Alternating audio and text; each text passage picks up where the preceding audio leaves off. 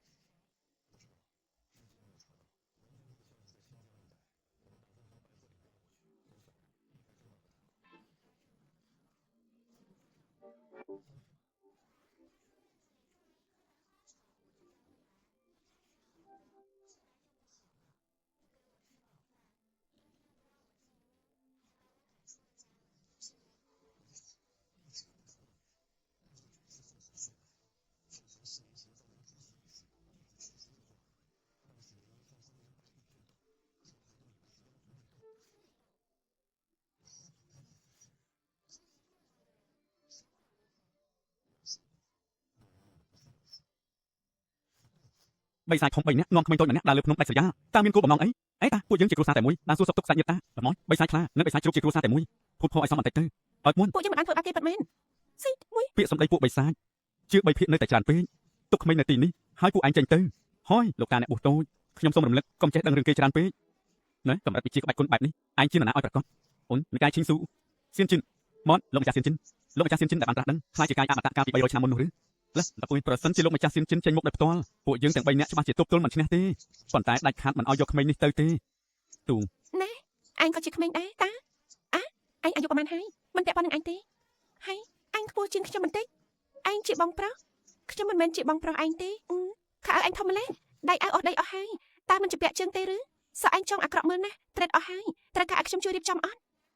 ណាមួយមិនបាច់ទេឯងឃ្លានអត់ឲ្យឯងហូបមិនឃ្លានទេហូបទៅឯងស្គមយ៉ាងនេះច្បាស់ជាមិនដែលហូបឆ្អែតទេ កាលពីមុនខ្ញុំក៏មិនដែលហូបឆ្អែតដែរពិបាកណាស់សាច់មកពួកឯងមានប្រភពមកពីណាឲ្យប្រកបនិយាយឲ្យច្បាស់មក បងប្រុសមិនក៏ឯងរត់រហូតអញ្ចឹង កាលពី4ឆ្នាំមុននៅលើភ្នំឆាងអ៊ូអ៊ូ អ៊ំធំនឹងបានថាខ្ញុំហូបអស់ហើយអញបីបងប្រុសឯងមិនហូបពិតមែនឬអានឹងថ្មីណាគ្មានទឹកមាត់ទេមិនហូបទេអញ្ចឹងខ្ញុំហូបហើយហីមួយ កាលពី4ឆ្នាំមុនស្ដេចនៃពូជសាសន៍បីសាច់បានប្រសូតកូននៅលើភ្នំលៀនយិន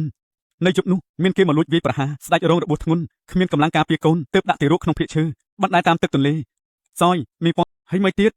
ក្មេងត្រូវគ្រួសារមនុស្សធម្មតារើបានហើយចិញ្ចឹមអស់4ឆ្នាំពួកយើងតាមរកអស់4ឆ្នាំហើយមកគឺគេមែនទេក្នុងគេមានស្នាមសាក់ហង្សគឺជាស្នាមសាក់ខ្សែឈីមហង្សមិនខុសទេ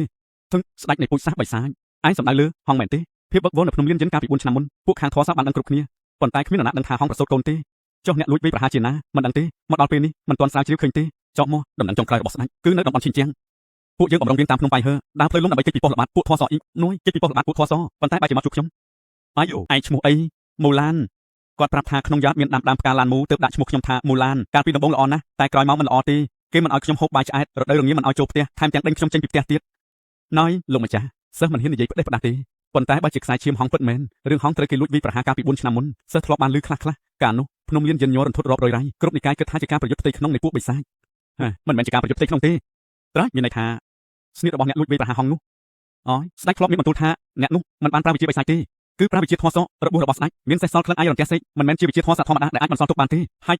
មួយក្លិនអាយរន្ទះសេកក្នុងចំណោមនិកាយធម៌សទាំង5អ្នកដែលអាចគេរន្ទះសេកបានមានមិនលើសពី3អ្នកទេសេកមួយលោកម្ចាស់លោកចង់មានន័យថាអ្នកដែលលួចវាយប្រហារហង្សគឺជាមនុស្សខាងធម៌សមករឿងនេះសុកស្មុគស្មាញជាងអ្វីដែលខ្ញុំគិតទៅទៀត